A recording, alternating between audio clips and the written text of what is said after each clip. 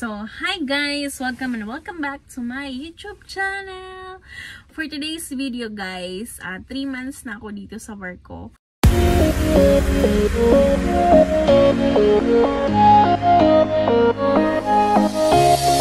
Showing up, don't wanna have to wait tonight. Wait tonight. Won't you talk to me? I wanna heal your sorrows. Pakiramdam ng 3 months guys, like, oh my god, malapit ko na matapos ang kontrata. Sure ka? Anyway, sa hindi nakakaalam, nag-work pala ako dito sa cruise ship. Anong work ko dito? Ang work ko dito ay, I'm working as a casino dealer. Casino dealer? Bakit ang tawa mo? Wala talaga guys. Kasi dati payat naman ako. So, namit ko naman yung requirements dati kasi. I've been working in the ship like 8 years na. Nag-start ako kasi guys mga 21. So, I'm 8 years na. Oh my god. Tapos nag-pandemic. So, madami na sana akong sampa guys. So, nag-pandemic.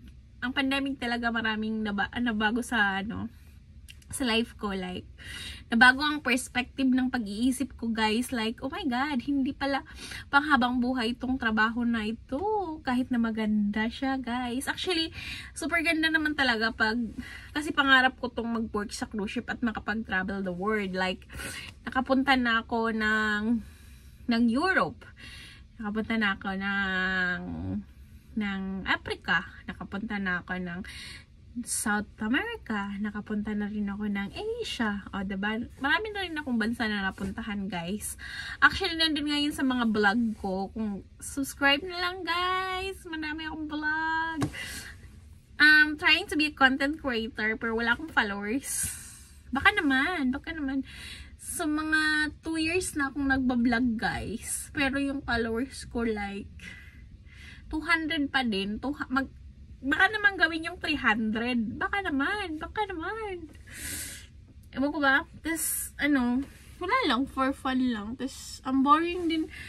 Tapos, guys, sa unang sampa mo, like, excited ka kasi, oh my god, anong buhay doon? Actually, sa lahat ng mga sa buhay talaga, kailangan lang talaga ng lakas ng loob, tsaka lakas ng loob. Kasi pag matakot ka, pag nagbarko ka, kung matatakot ka lang, so, isipin mo yung mga negative side, hindi ka makapagbarko, guys. Like, pero ako, hindi ko inisip yung mga yun, kasi may pangarap ako. Tsaka, guys, hindi ko pwedeng, kasi panganay ako, guys. Ang hirap maging panganay, like, hindi mo kailangan mamili, yung hindi mo kailangan maging sensitive.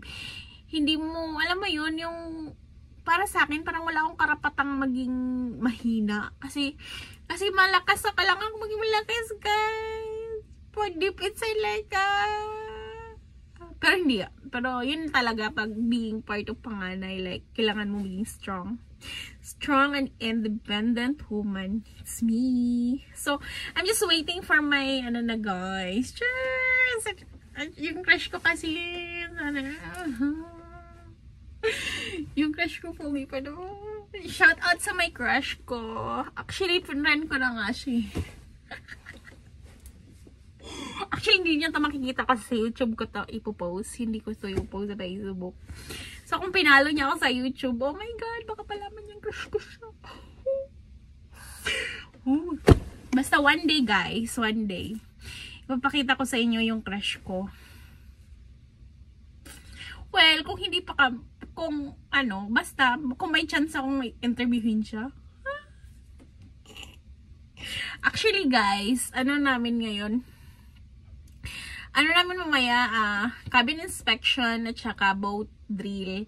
Kasi, every week talaga yon sa buhay namin dito sa barko. Hindi talaga mawawala yung cabin inspection. In-inspect nila dito kung malinis ba yung cabin mo, or may sira ba yung mga ilaw, o lahat.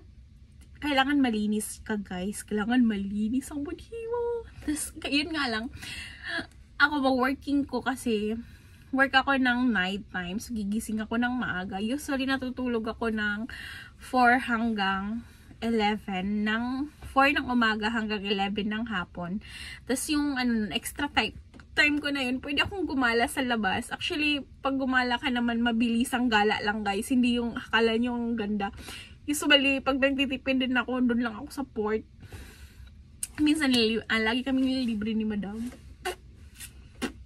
Tapos, ano pa ba? Yun lang guys. Ano pa bang chika natin for today's video? Yan lang. Bye guys! See you next time. Don't forget to like and subscribe my channel.